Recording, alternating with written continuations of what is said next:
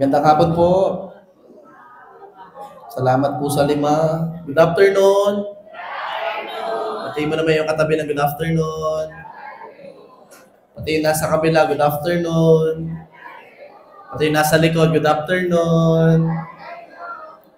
Kamusta po kayong lahat? Mabuti ng mabuti, maayos ng maayos, maganda ng maganda, payaman ng payaman, mabanal ng mabanal, madami ng madami ang J1 makikita! J1 Culture.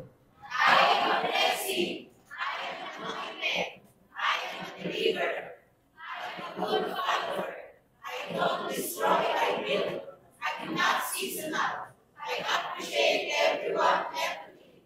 I'm part of something big. I'm in partnership with Christ. I'm not my spirit. Luke 4:18 and 19. The Spirit of the Lord is upon me. Because he has anointed me to preach the gospel to the poor, he has sent me to heal the brokenhearted, to preach deliverance to the captives and recovery of sight to the blind, to set at liberty them that are bruised, and preach the acceptable year of the Lord. Amen. Palapakan po natin si Jesus. Praise God. Sino po excited? Sarap magpuri kay Lord, no? Sa church yun lang po yung matatagpuan. Ano? Yung ganon? Yung ganon experience sa church lang. Okay. We live in a world that avoids sorrow at all costs. Gagawin ng lahat, makaiwas lang sa kalungkutan. Tama po ba? Ginagawa po ng mga taong makaiwas sa kalungkutan. We chase happiness. Group na tatawa ka or hahalakhak. Or surround ourselves ng entertainment. Yan po ang mga tao. Gumagawa tayo ng way para lang maging masaya. At yung iba, para matakluban ang mga kalungkutan na dumarating sa buhay natin. Dahil dito, we've learned to treat sadness like a disease. Oh. Yung iwas na iwas sa kalungkutan, iwas na iwas sa sorrow. Pag mga usapan ng kalungkutan, next topic. O kaya naman, ay wag na yan. Iba na lang.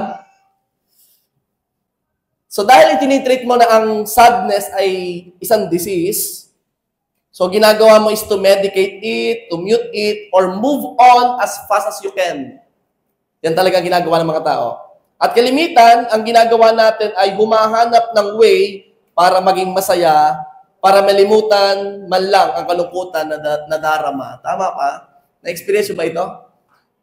Yung iba ka kinukuha kung saan-saan. Yung iba, pag may dumarating yung kalungkutan, nagmomol. O kaya magayam, tamag kape. Di mo alam, may problema na pala. O kaya yung iba naman, anong gagawin?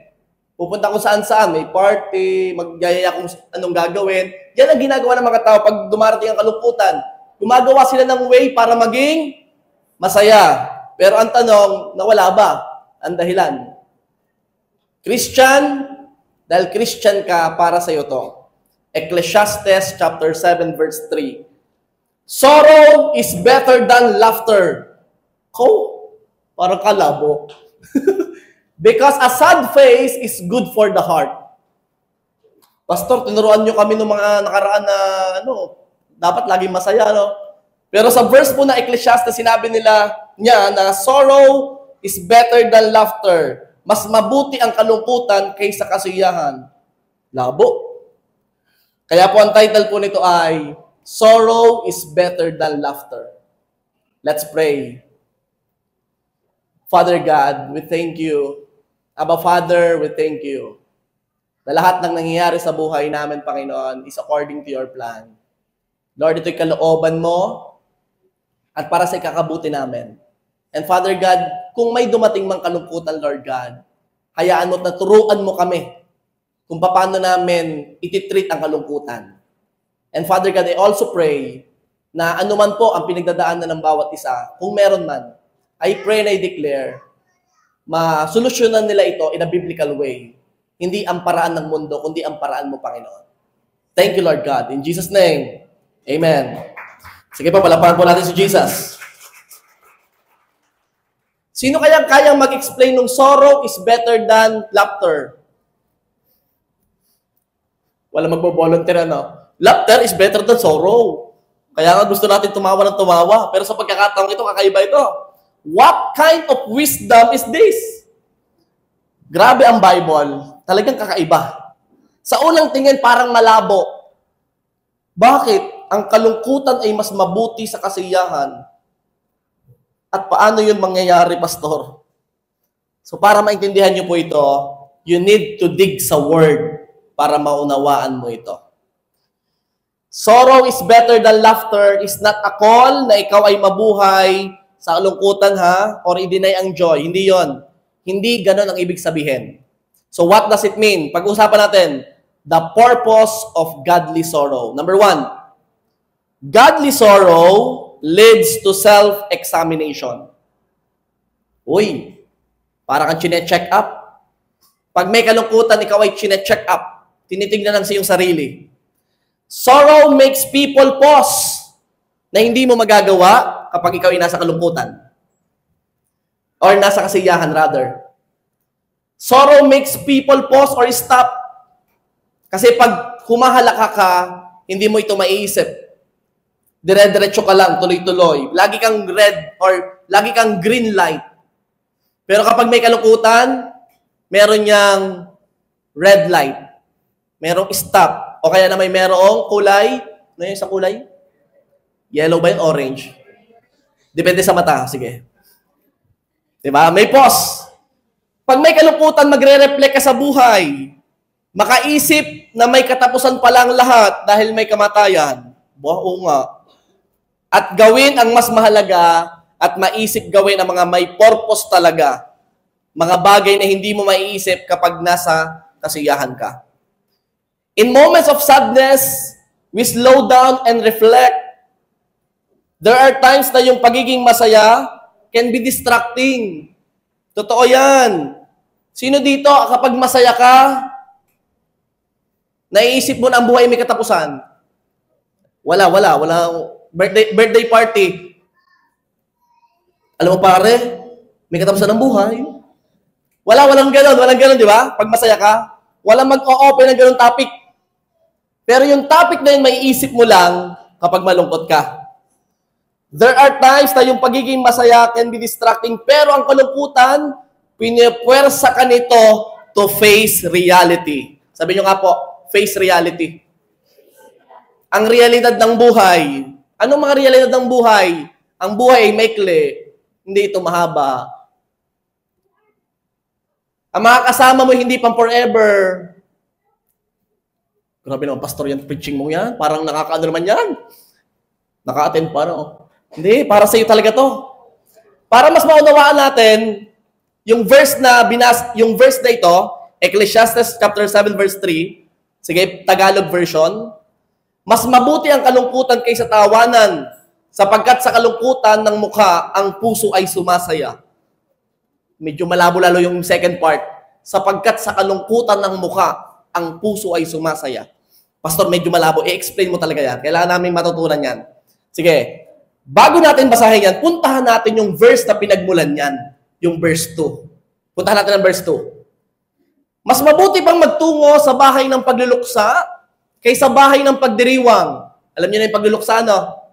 May lamay, may patay. Okay? Sapagkat ito ang katapusan ng lahat ng mga tao at ilalagak ito ng may buhay sa kanyang puso. Alam niyo po ba na ang verse kong ito ay ginagamit ko po kapag may funeral service? Alam niyo po yung funeral service? Yun yung pag may patay, tapos i-invite si pastor. Yan po yung kalimitang verse na gagamitin. Mas mabuti pang magtungo sa bahay ng pagluluksa kaysa bahay ng kasayahan. Pastor, bakit? Bakit? Dahil sa pagluluksa lamang, naalala ng tao na ang buhay ay may katapusan. Sa pagluluksa lamang, maiisip natin na may kailangan palang unahin na mahalaga. Na dapat palang unahin si Lord. May nakita na ba kayong pagluluksa na doon? Nagse-celebrate? Yes, namatay na. Wala kayong makikita ganun, right? Pero sa pagluluksa na nakikita nyo, ang bait-bait naman nun eh. nung nabubuhay pa yon. Biyaya ni Lord, hindi na nahirapan, na kay Lord na. Bay, naisingit si Lord no? Pero na nasa party-party, sige, go! Halakak pa dyan, sige, go! Wala. Hindi mo maisip ang buhay talaga dyan. Ito pa, maisip natin kapag may pagluluksa na mahalaga pala yung ating kapamilya. Na hindi mo maiisip kapag kasama mo si barkada. Nasa party-party kayo. Mahalaga pala ang pamilya. Na minsan binabaliwala natin sila dahil sanay na tayong kasama sila. Makita nyo na? Sa palagay nyo, much better na ba yung sorrow kaysa laughter? Medyo naunawaan nyo ng konti, no? Okay, medyo naunawaan na. Sige. Habang tumatagal, mas maunawaan nyo to. Therefore, mabubuksan ang isip natin kapag dumadaan sa kalungkutan na hindi mabubuksan sa gitna ng kasiyahan. Hindi. Kaya pala better siya. Uy, nabubuksan ang isipan mo, ang buhay pala may katapusan. Mahalaga palang family, na dapat palang unahin si Lord. Maiisip mo lang yon kapag nasa gitna ka ng kalungkutan. Pastor, ang ibig bang sabihin yan ay masama ang pagsasaya? Or iniiwas tayong maging masaya? Hindi no. Ang totoo nga niyan, ini-encourage tayong maging masaya dahil ito ay gamot. Alam niyo ba ang kasiyahan ay gamot? Proverbs chapter 17 verse 20. A cheerful heart is a good medicine. O, di ba? Ini-encourage talaga tayo na maging masaya kasi nga, gamot ang kasiyahan. Kaya yung may nararamdaman sa katawan, tumawa ka lang na tumawa. Testing nga tayo. Tawa. Isa pa nga po. Yung iba, hirap na hirap eh. Parang hirap mong pasayahin. Isa pa nga po. Yung masaya. Ayan. Yung iba, peke. Peke yung hirap na hirap eh. Hirap na hirap maging masaya. Ewan ko ba, bakit parang habang na dadagdagan ng edad mo, parang lumulungkot ka lalo, no? Nung bata ka naman, tawa ka ng tawa. Nung baby ka, tawa ng tawa. Diba? Ba't parang habang umedad, tawa! Ano ba yun? Maging masaya ka naman. At sabi sa verse, a cheerful heart is good medicine. Wow! Good medicine pala siya. So, hindi talaga dinidiscourage na maging masaya. Ang sinasabi lang kanina ay better lang yung sorrow kaysa kay laughter. Better. Ibig sabihin, good si laughter, better lang si sorrow. Good si laughter, better lang si sorrow. Another thing, sorrow is better than laughter. Why, Pastor? Because sorrow forces honesty. I repeat, sorrow forces honesty. Kaya sabi ko dito, pwede mong itago sa likod ng tawa, pero hindi mo pwedeng itago sa patak ng luha. Pwedeng nakikita kitang masaya dyan, pero alam ko meron kang itinatago. Ganon din kay Lord. Happy-happy, nakita mo yung ka-church mo, ay, kumare! Kwento-kwentuhan pa kayo, friend! Di ba? Pwede mo itago dyan, nakangiti ka, okay ka sa church, Pastor, hello po, bless po. Pero paglabas mo, hindi ko na alam. Pero hindi mo maitatanggi. Lalo na kung nagpupuri ka kay Lord at umiiyak ka kung ano talaga laman ng puso mo. Sa bawat patak, may kahulugan. At yung kahulugan na yun yung tinatago mo. Parang better na nga po yung sorrow. Parang better. Parang medyo better na nga po. Naunawaan ko na. Praise God. Sorrow forces honesty. Through sorrow, we can consider the seriousness of life. Ang buhay pala dapat seryosohin.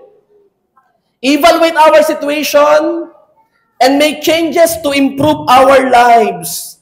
Sa pagdaan lang sa kalungkutan, nakakaisip tayo ng adjustments. Sino ka dito yung nasa gitna ka ng kasiyahan at kayo mag-a-adjust? Walang ganon. Nag-a-adjust ka lang kapag nasa gitna ka ng kalungkutan. Sa pagdaan mo sa kalungkutan, nagdi-decide ka ng pagbabago. Wow! O ba't ka umiiyak? Nakipaghiwala. O ano gagawin mo ngayon? Hindi ko na ibibigay ang lahat. Ay! May pagbabago, naisip na! Nung isang araw, bakit ang sinasabi? Tuwan-tuwa ka naman sa boyfriend mong yan. Sa girlfriend mo nga, sasabi ko sa'yo, naloloko nga, ay mo maniniwala. Ngayon naiyak ka na? Oo nga, naunawaan ko na. O, kita mo na, sa kailan naunawaan? Nung umiiyak na. Pero nung masaya, ay, tuloy lang yan. Oh. Sorrow is better than laughter? Better nga. Better. Ito na. Sa kalungkutan lamang mas nakikita natin ang sarili. Ulit. Sa kalungkutan lamang mas nakikita natin ang ating sarili na hindi natin kaya lahat at kailangan natin si Lord. Kaya talagang yung sorrow, yung kalungkutan, meron talagang magandang dulot yun sa atin . Kailan kayo naghahanap kay Lord? Nung masaya o nung malungkot? Nung malungkot, nung naiyak, yung may pinagdadaanan, Lord ka pa nga. Lord. Di ka? Praise God! Nagkakaroon tayo ngayon ng self-assessment, nagkakaroon tayo ng reflection na yung nangyayari sa buhay natin, kapatid, kapag umiiyak ka, dyan ka mas naghahanap sa Panginoon. Kaya sabi mo, thank you, Lord. Sabi mo, thank you, Lord, sa kalungkutan. Laughter brings healing. Totoo yan. But sorrow brings transformation. Pwede kang mahil kasi nga good medicine. Tatawa na tatawa. Yes! Healing. But sorrow brings transformation. Babaguhin ka ng pag-iyak mo. Grabe yun. Kakakilapot yung pastor, no? Oo nga, gagaling ako sa laughter, pero parang gusto yung sorrow. Para hindi na lagi akong i-heal. Kailangan nagbabago na rin pala ako. Di ba? God may use joy to lift you, but He uses sorrow to shape you. Grabe! Sige, palabahan mo si Lord. Pwede kang iangat dahil masaya ka. Praise God. Pinagpala ka ni Lord. Masaya ka. Binibigay ni Lord lahat ng pangailangan mo. Praise God. Bless na bless ka. Praise God. Masaya ka. Enjoy na enjoy mo ang blessing ni Lord. Pero pag umiiyak ka, may kakaibang nangyayari sa buhay mo. I-shape ka ni Lord. Binubuo ka. Medyo may mga crack-crack pero ngayon binubuo ka ni Lord para pag ginamit ka niya, hindi ka laging tawa lang ng tawa. Mali nga. Ay, nagkamali. Hindi ka nagaganon. Bakit? Natuto ka na. Na-transform ka na ni Lord dahil sa kalungkutan yan. So, it's time to reflect. Amen? Number 1 pa lang yun. Pwede na. O, number 2. Purpose ng godly sorrow. Godly sorrow produces spiritual growth and wisdom. Pag-usapan natin to. Maganda to. Godly sorrow produces spiritual growth and wisdom. Ecclesiastes. Punta naman natin yung verse after nung verse na binasa natin kanina. Tingnan natin. 7 verse 4. The heart of the wise is in the house of mourning, but the heart of the fools is in the house of pleasure. In other words, the laughter associated with pleasure, gagawin ko to kasi masaya ako, gagawin ko to kasi nag-enjoy ako dito, only leads to foolishness, kahangalan. Sa ibang term ay death pa nga eh. While sorrow leads to wisdom. Sabi niyo nga po, wisdom. Sorrow is the thing that leads to wisdom. Magkakaroon ka ng katalinuhan. Bakit? Nagiging matalino ka sa tuwing dumadaan ka sa kalungkutan. Dumadaan ka sa pag-iyak, mas tatalino ka. Sa tuwing ikay nalulungkot, nagkakaroon ka ng kabigatan na naglilid sa'yo ng pagbubukas ng iyong isipan na hindi maisip nung ikay nasa gitna ng kasiyahan. Ano yon? O, totoo. Kung kailan nakipag-break sa'yo, tsaka naisip mo na ayusin ang sarili mo.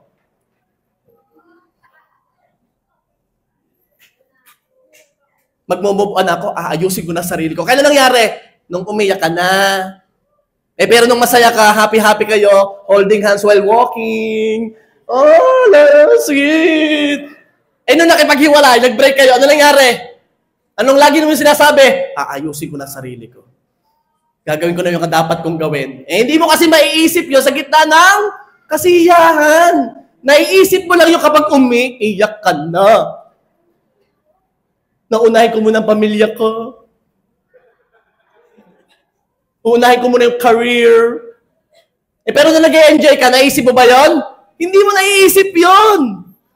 Naiisip mo lang yun nung iniwan mo na rin yung mga kaibigan mo, gusto mo lang ulit balikan. O, di ba? Kaya yung sorrow talaga yung better than laughter.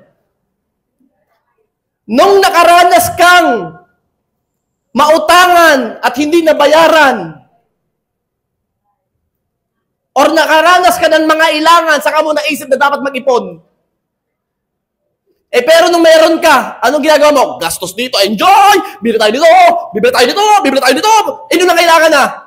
Kailangan pala may ipon. Kailangan pala meron ganito. O, saka mo naiisip yung mga bagay na yon kasi nalungkot ka na. Di ba? Sabihin mo sa akin nung masaya ka naisip mo yon. Yeah. iPhone 17 Pro Max. Color orange. Nung dumating na lang sa ospital na, kat. Saan ko na pambayad? Kailangan pala may ipon para doon. Nagkakaroon ka ng wisdom pag dumadaan sa kalungkutan. Di ba? Nagkakaroon ng spiritual growth. Nagkakaroon ng katalinuhan.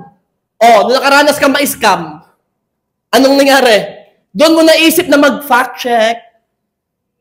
Doon mo naisip na mag-pray muna bago mag-decide. Doon mo naisip na humingi muna ng advice bago magbitaw ng malaking pera. Sabi mo sa katabi, ilag. Di ba? Pero lagi pa ulit-ulit sinasabi sa church, humingi ka ng advice, humingi ka ng advice, humingi ka ng advice. Di ba? Kailan nangyari? Nung umiiyak ka na. Di ba? Praise God! Napakahusay talaga ni Solomon. Si Solomon nagsabi nun eh. Nung sorrow is better than laughter. Napakahusay. Nung nagalit ka, sa kapatid mo, sa magulang mo, sa kapamilya mo, o kung sino mang kaibigan mo, at nalungkot ka, tsaka mo lang na-realize na mali pala yung ginawa mo. Mali pala yun. Nasubrahan yata ako. Parang mali yata yun. Di ba? Nung nagawa mo na at nalulungkot ka na, binabagabag ka na lang yung damdamin, saka mo naisip ang tamang gawin. Hello? Ay tunay ka po, pastor. Ay sadya. Pero nung enjoy na enjoy ka pa, mali ka na! Mali ka na! Lagi yung ginawa yan! Akala mo, lagi kong tama, no? After mong magawa, naroon ka sulok. Mali yata yun. Hindi ko ginawa yata. Di ba? Dapat pala nagkaroon ako ng self-control. Naisip mo na yung mga bagay na yun, ha? Nung nalungkot ka lang. Pero nung masaya kang ginagawa yun, wala. Nagiging mas matalino kapag dumadaan sa kalungkutan ng buhay. Naisip mo yung mga dapat. Ano yung dapat? Dapat hindi ko binigay lahat. Dapat hindi ko sobrang inasahan. Dapat nakinig ako.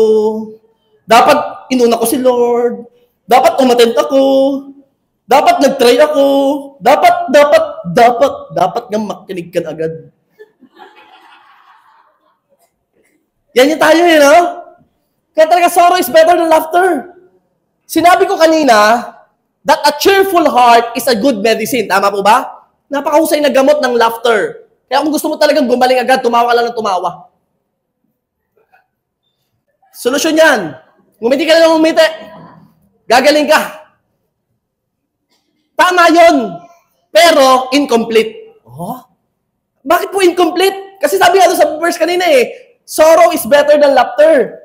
Paano mo nasabi, pastor? Ang tanong, paano magkakaroon kasi ng cheerful heart? Kasi sabi doon, a cheerful heart is a good medicine.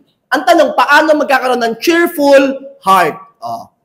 Basahin natin, Ecclesiastes chapter 7, verse 3. Balikan natin yung verse kanina. Sorrow is better than laughter.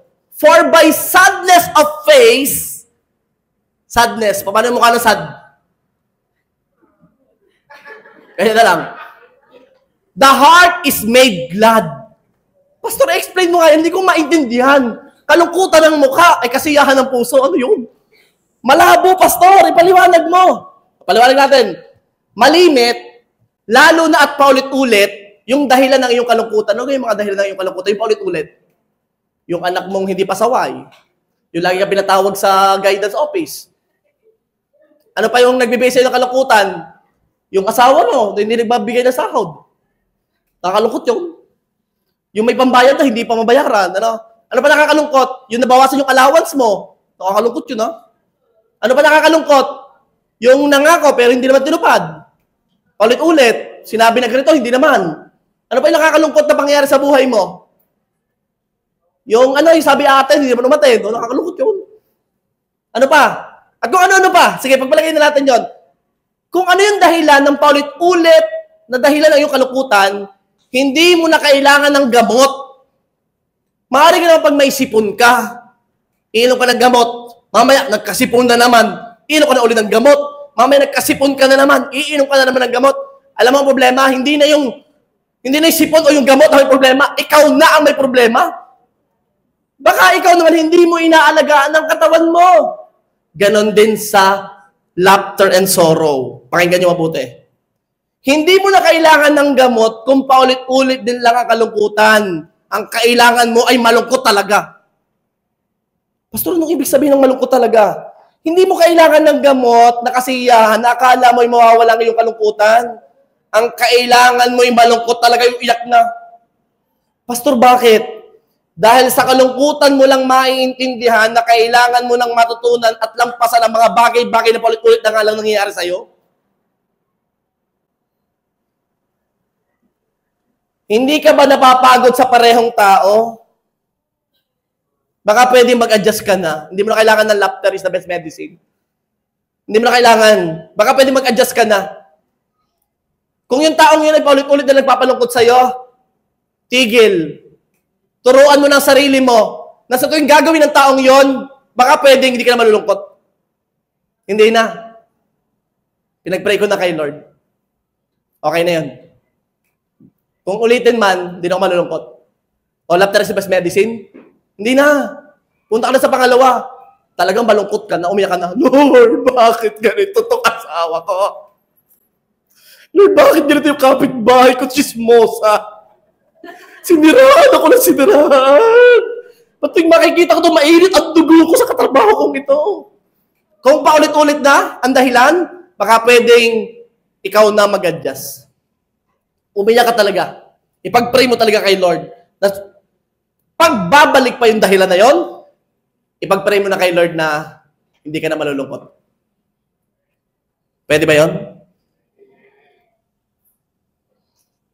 Kasi baka mamaya, makita mo na ang nagpapalungkot sa'yo ay talagang napakatimbang sa buhay mo kaysa sa Diyos na dapat sa Kanya ka nakatuon. Grabe naman ang epekto ng taong yan na magpapalungkot sa'yo. Baka pwedeng hindi ikaw ang magpapaiyak sa akin, si Lord lang sa presensya niya. Ulit-ulit ka na, tama ka na. Pinayak mo na ako ng pinaiyak. Kay Lord na ako. Sige, okay ka na ako sa'yo. Dito na lang ako kay Lord iiyak. Minsan hindi nagamot ang kailangan, lalo na't paulit-ulit kang pinalulungkot ng isang pangyayari, tao. Ang kailangan mo talaga ay malungkot. Malungkot na nagsusumamo kay God. Lumalapit sa Diyos na higit na kayang gawin kapag malungkot kaysa masaya ka. Iba kapag naiiyak kay Lord, gumagaan ang pakiramdam. Mamaya, yes, umiiyak ka. Malungkot ang mukha. Pero dahil naiiyak mo kay Lord, mamaya ang feeling parang gumagaan. Mamaya ang feeling nasa lupa ka pa lang, parang heaven na yung pakiramdam. Kasarap ng feeling na yun. Mamaya, yung lungkot, nagiging masaya ang puso. Bakit? Naipag-pray na kay Lord? Sapagkat sa kalungkutan ng mukha, ang puso ay sumasaya. Yun ang sabi sa verse kanina. Bakit sumasaya? Naiyak na kay Lord. Nasabi na lahat kay Lord. Naibigay na sa Kanya. Kaya sumasaya at gumagaan ang pakiramdam. Alam mo, you are blessed kasi may Diyos ka. Eh yung iba, anong ginagawa pag nalulungkot? Sa pumupunta?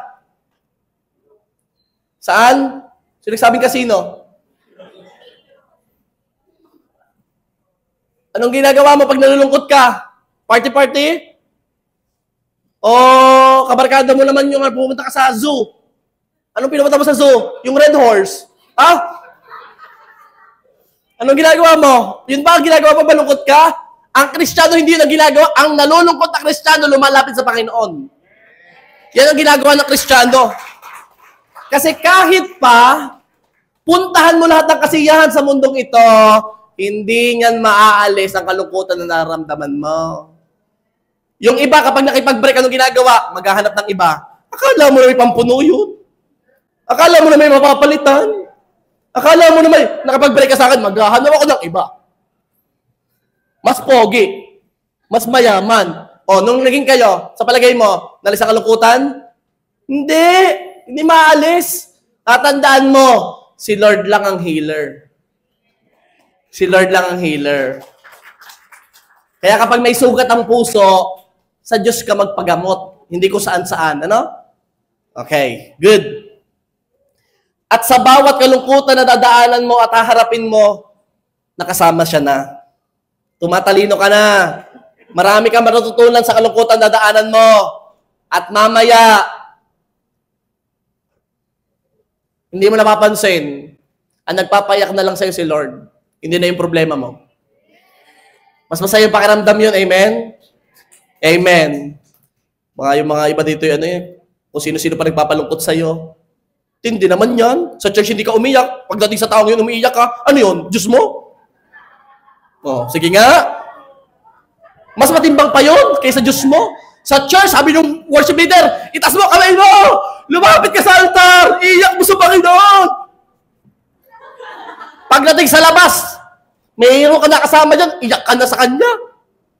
Ang timbang naman nun. Tao lang yun. Pero kay Lord, hindi ka umiiyak. Oh, malaki problema mo, kapatid. Kaya starting today, sabi mo, si Lord na lang magpapaiyak sa akin. Sabi mo sa katabi mo, ikaw, mas matimbang si Lord kaysa sa iyo, ha? Oh, yan. Maganda lang may usapan. Para whatever happens, mas matimbang si Lord. Okay? Totoo. Sorrow is better than laughter. Bakit? Tumatalino ka sa gitna ng kalungkutan. Mas tumatalino ka. At habang dumadaan ka dyan, daanan mo talaga kasi tumatalino ka. Kakaibang wisdom ang nakukuha mo sa kalungkutan kaysa kasiyahan. Mas kakaiba sa kalungkutan. Kaya yung magkaka-A group na umiiyak habang nag-A group, ay masaya yan. Alam mo kung bakit? Totohanan na yan, laman na ng puso. Pero kung A group, tawa na ng tawa. Happy, shalalala. Ay happy, shalalala. Ay hindi. Ang A group ay hindi lang tanungan. Ito ay sharing life together. Masaya, malungkot, may pinagdadaanan, wala. This A group, yung grupo nyo po, yan po yan. Yan ay tanggapan ng mga tao na kahit sino ka pa. At mamaya, yung life nyo together, natututo kayo sa experiences ng bawat isa. At mamaya, ang natataas si Lord sa buhay ng bawat isa. Kung paano kumilos si Lord sa mga pinagdadaanan, sa mga kalungkutan na nararanasan ng bawat isa, yung kumikilos si Lord at mamaya, yung grupo nyo nagiging solid! Amen? Hindi lang yung tanungan ng tanungan, hindi yun. Amen. Medyo naunawaan na yung sorrow is better than laughter. Number 3, godly sorrow draws us closer to God. Hindi ka lang pala tumatalino, hindi mo lang nare-reflect ang sarili mo, pero mas napapalapit ka kay Lord. Pero dapat godly sorrow. Basta ano yung godly sorrow? 2 Corinthians chapter 7 verse 10. Oh. Read all together. 1, 2, 3, go!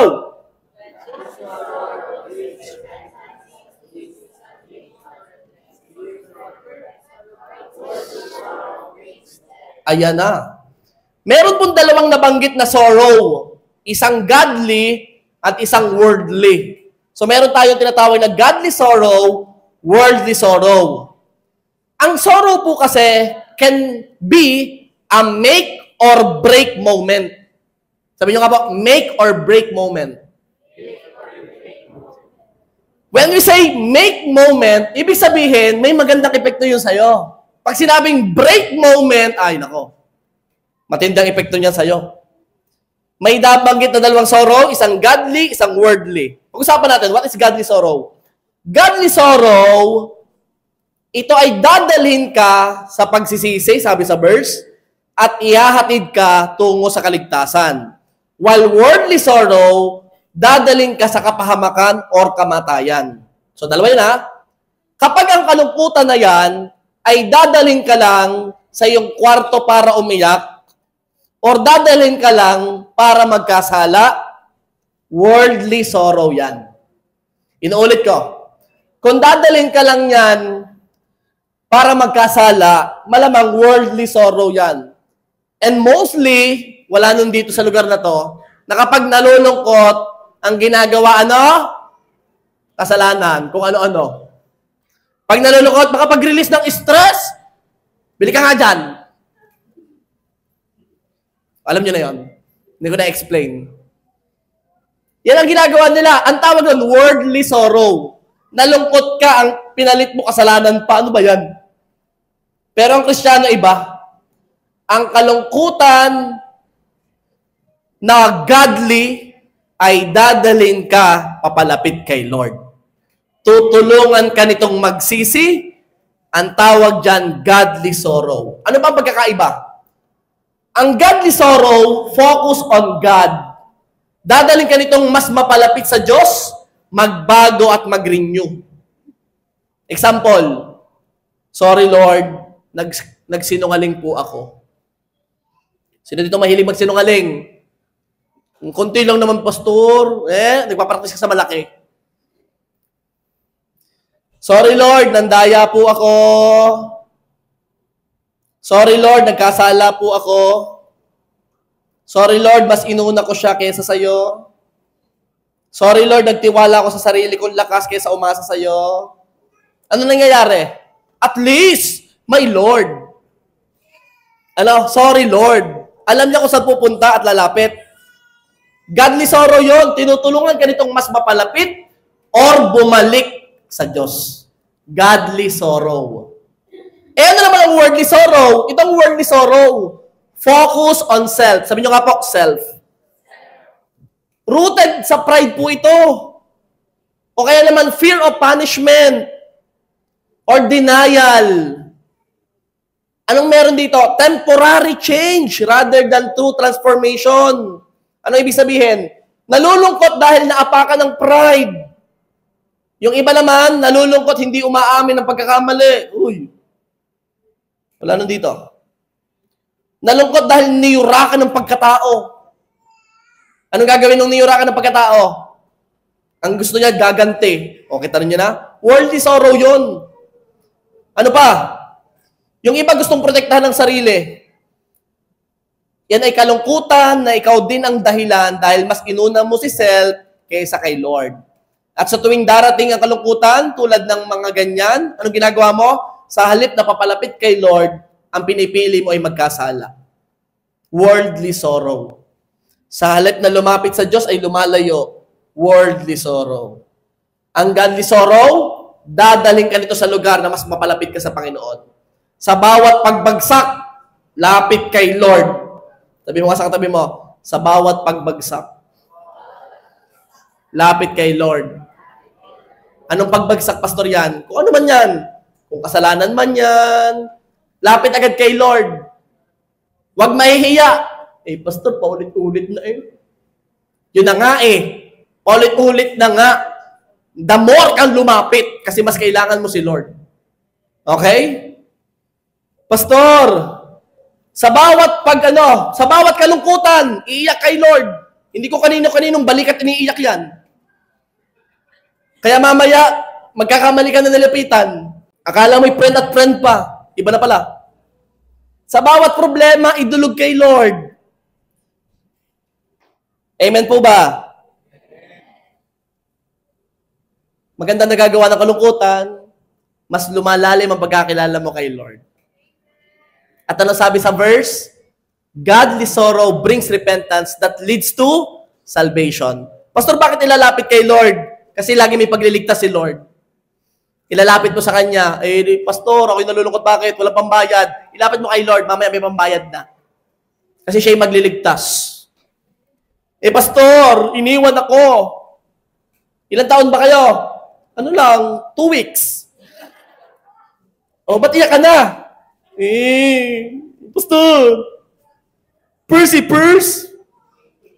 sabi ko pa naman, kung sino yung una siyang mapapangasawa ko. O yun na nga, huwag kang mag-alala.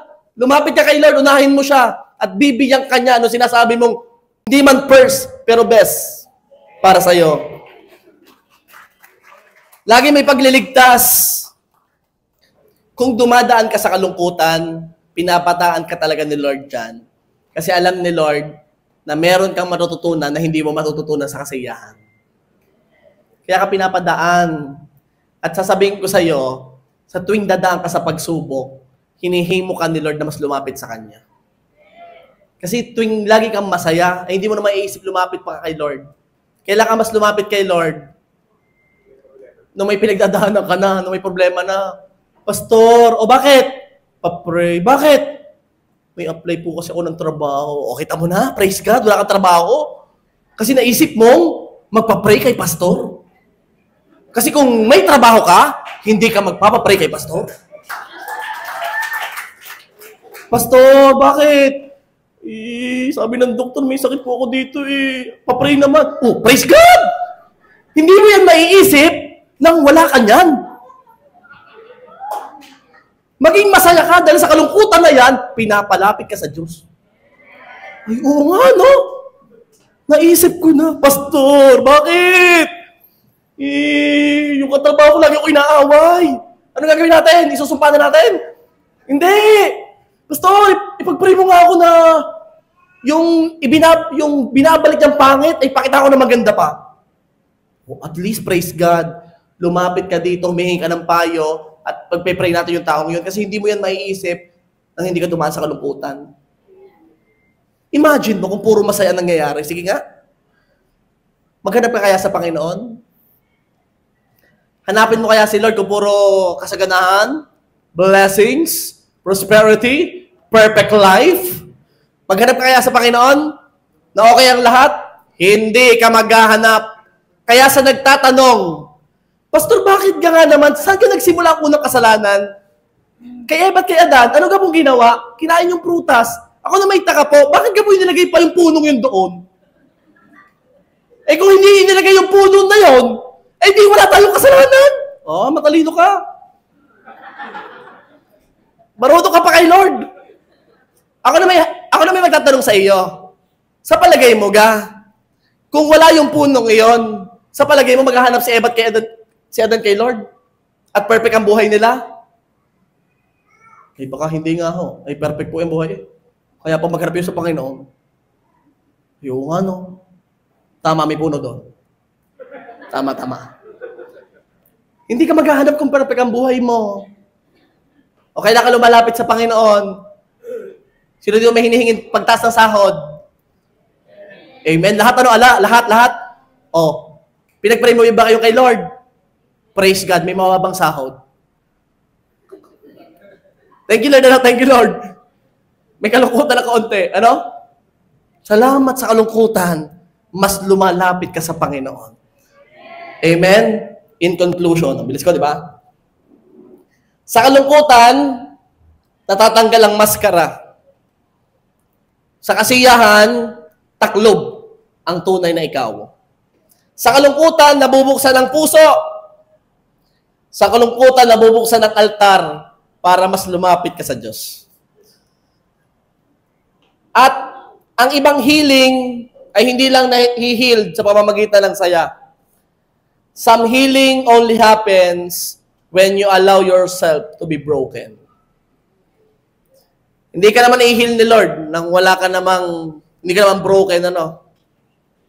Kaya kung meron kalungkutan kang nararamdaman, you are super blessed. May pagkakataon kang lumapit sa Diyos. Kung may pinagdadaanan ka, praise God! Lalapit ka talaga kay Lord. Hahanapin mo talaga ang Diyos. Salamat. Kung ikaw ay may iniiyakan gabi-gabi, praise God. Ito ang reason kung bakit gabi-gabi nananalangin ka. Thank you, Lord. Thank you, Lord.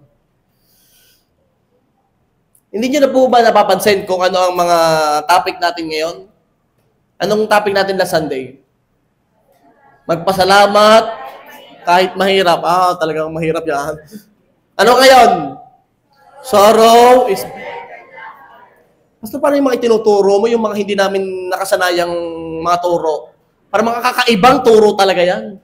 Talagang binebreak mo talaga yung aming mind. Talagang ibe-break natin yan.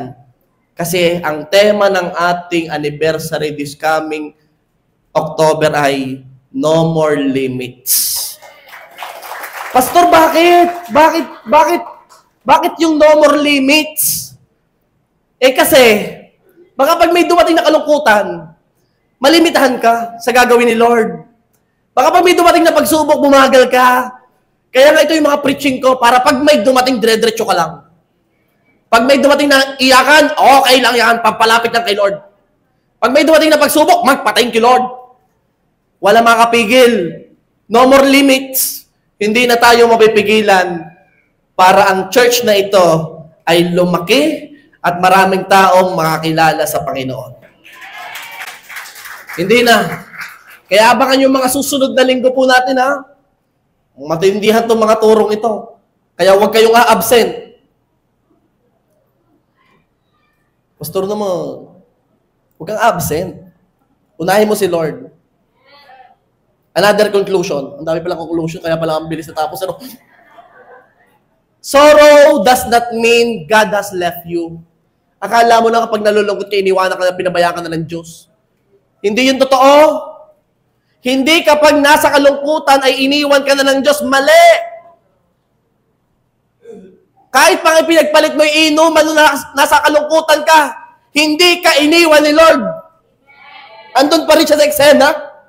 Kahit iba ang pinagpalit mo sa Kanya, nasalip lumapit ka, iba ang ginawa mo. Tatandaan mo, kung broken-hearted ka at umiiyak ka, hindi lumayo si Lord or iniwan ka. Sa totoo lang, mas malapit siya sa iyo. Psalms 34 verse 18, the Lord is close to the broken-hearted and saves those who are crushed in spirit. Thank you, Lord. Ito na ang patunay na kahit ikaw ay umiiyak, may pinagdadaanan na hindi ka naman talaga iniwan ni Lord. Sabi pa kanya, close nga ako eh. Andyan nga ako sa gilid eh. Naghihintay lang ako tawagin mo eh. Andyan lang ako eh. Andyan lang ako. Nagpapapansin nga ako sa iyo eh. Close nga ako sa iyo. Isa-save nga dapat kita eh. Kaso iba naman lalapitan mo. Sa pagkakataong ito, church, God is encouraging you sa tuwing dumadaan sa sorrow, dumadaan sa kalungkutan. God is challenging you. Anak, come to me. Come closer to me. Unahin mo ako. Mag-pray ka sa akin. Lumapit ka sa akin. The more kang lumapit, the more kang umiyak sa akin kasi may pinagdadaanan ka. Sasabihin ko sa iyo, anak, close ako sa iyo at mas close ako sa iyo na may pinagdadaanan ka. Church, hindi ko kayo kilala personally, right? Totoo, hindi ko kayo kilala personally.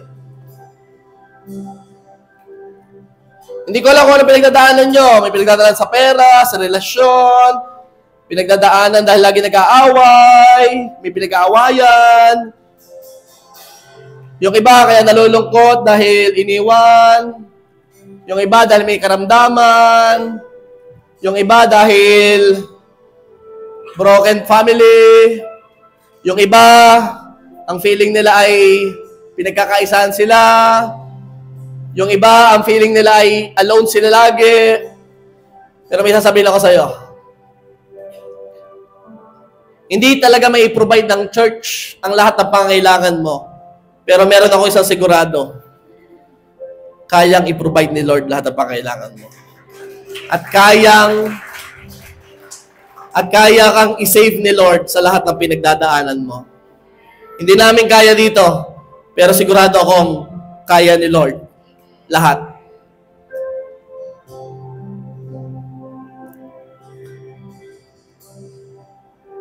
Sige, habang ikaw ay nakaupo, pwede ba ipikit mo ang iyong mga mata, tumungo ka.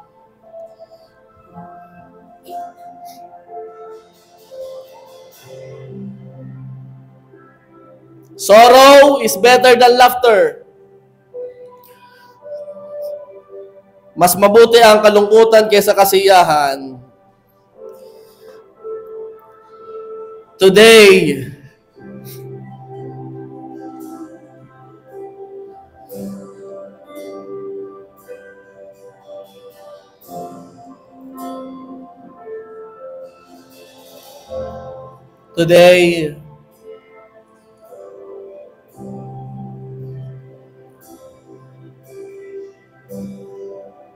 maging totoo ka kay Lord.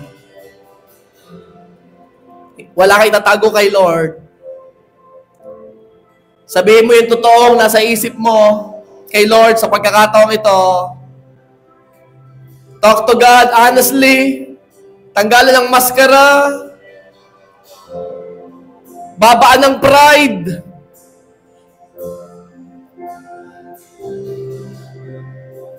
If you want na i-heal ni Lord right now, kailangan broken ka.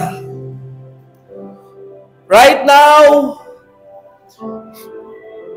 this is your moment na iiyak lahat kay Lord. Nasabihin lahat kay Lord.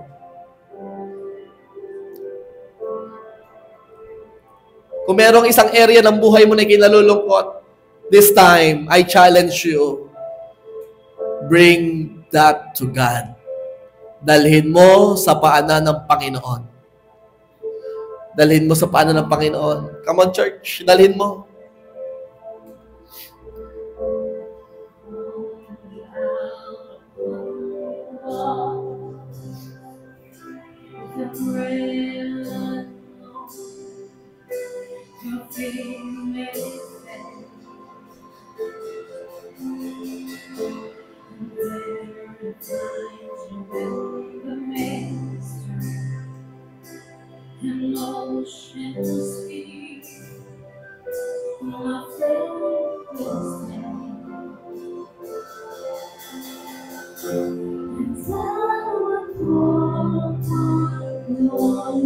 Yes, Lord.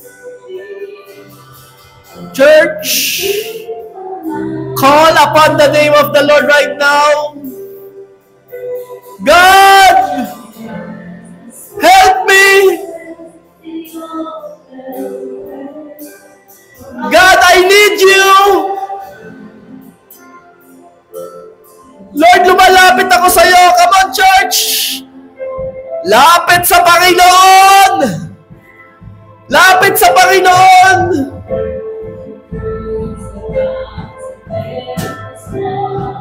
Huwag mong pakilaman yung katabi mo.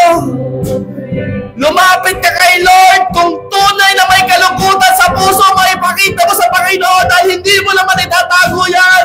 Dahil wala ka namang maitatago sa Kanya. Come on, church!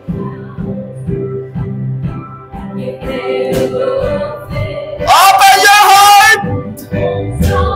Prepare your heart! God will penetrate your heart today! Yes! Yes!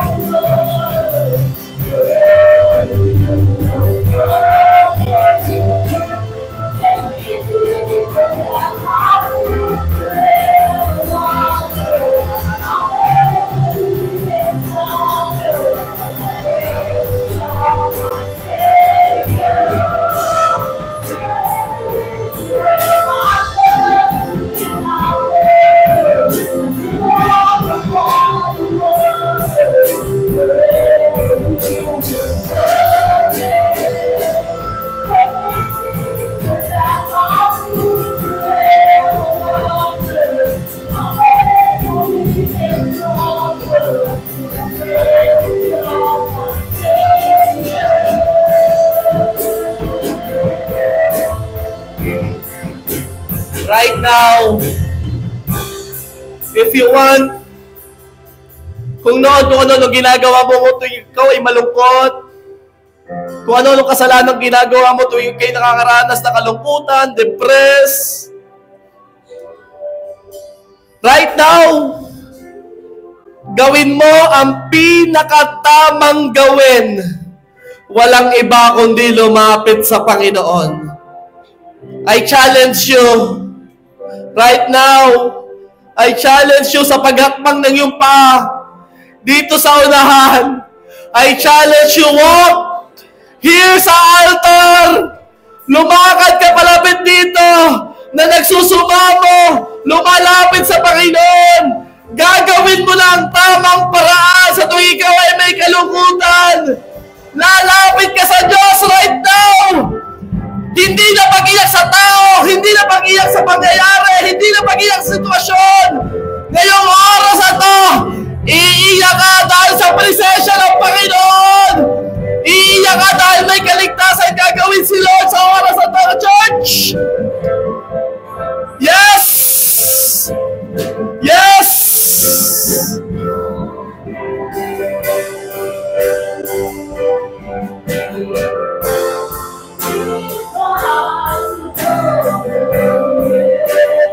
Come, lapit sa Panginoon! Gawin mo yung tama sa pagkakataong ito! Come closer to God! Come closer to God!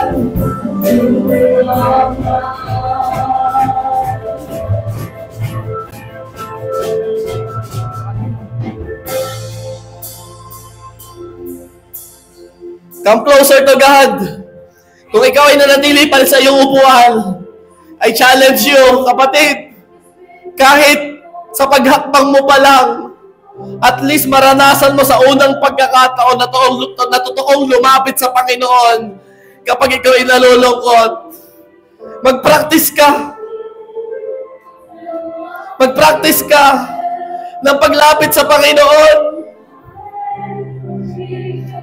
Kasi ito lang ang tanging way. Ito lang ang tamang paraan.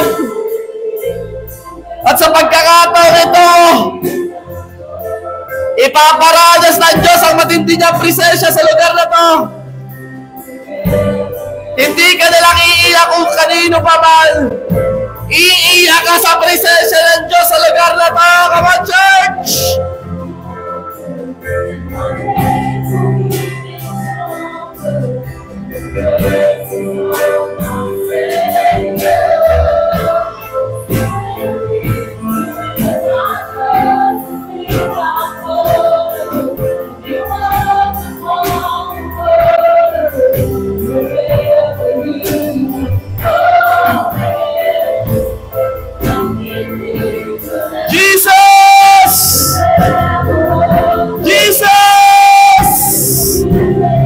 Jesus!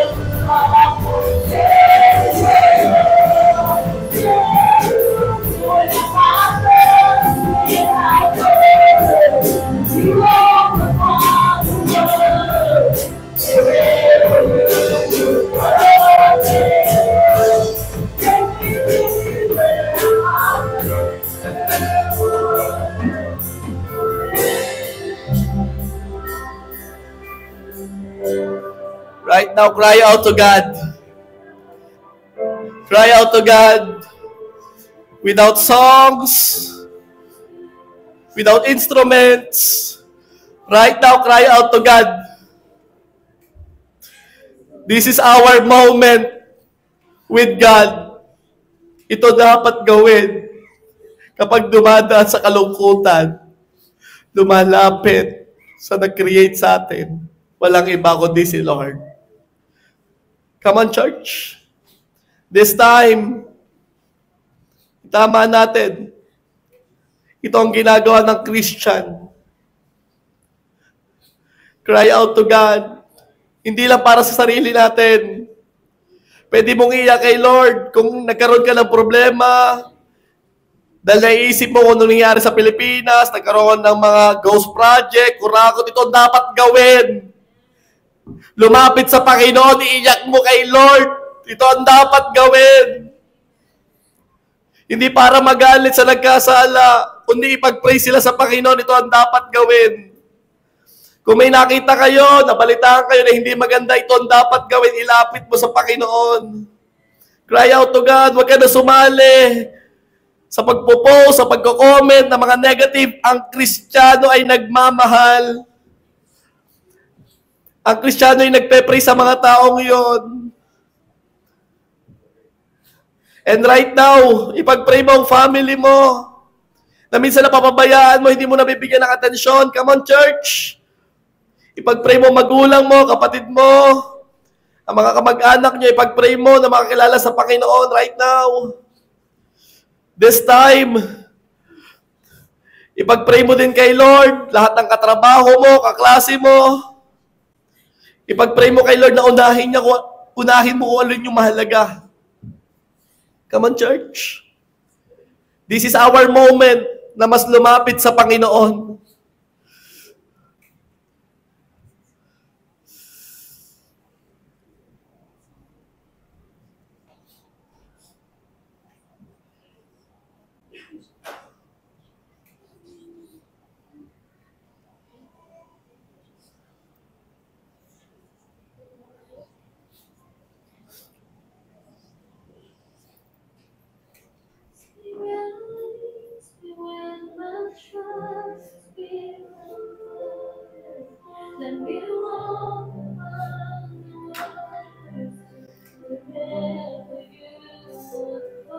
At pwede ba sa pagkakataong ito, sambahin mo ang Diyos dahil may gagawing pagliligtas ang Panginoon.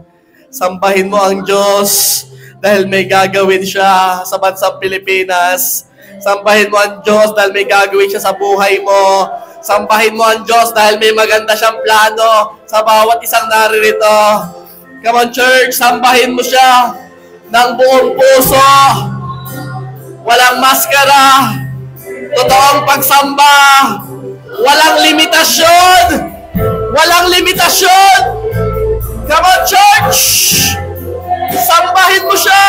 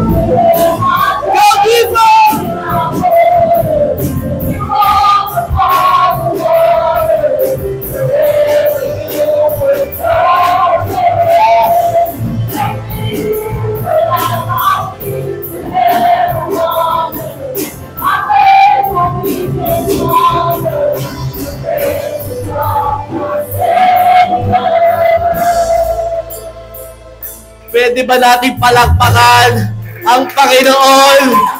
Yung palakpak! The best clap opening to the Kings of Kings and Lord of Lords!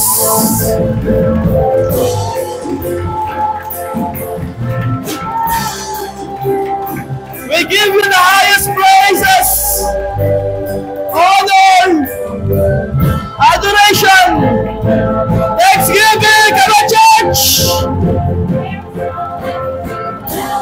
Thank you, Lord God! You are so good! You are working! You are working!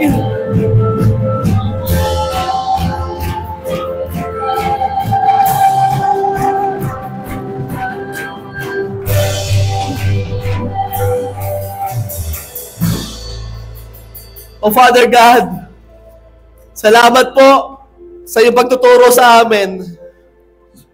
Tunay na itong kalungkutan na ito'y mas mabuti kaysa kasiyahan. Lord, ang dami naming nare-realize. Ang dami naming naiisip na mas mabuti. Naisip namin ang mga dapat unahin. At Lord, itong kalungkutan na to, mas napapalapit kami sa iyo. At Lord, naniniwala kami sa bawat karunungan, sa bawat paglapit namin sa iyo, alam namin na sa paganda, sa paayos, sa pabuti, ang buhay ng bawat isa. And Lord God, I declare, anuman ang dahilan ng kalungkutan ng bawat isa, alam ko, Panginoon, nakasama ka nila. Kaya Lord God, nananatili kami nagtitiwala sa iyo. Thank you, Lord. In Jesus' name, amen. Yakapin niyo po, lalaki sa lalaki, babae sa babae. Yakapin niyo po yung kasama niyo dito sa church. Lalaki sa lalaki, babae sa babae po.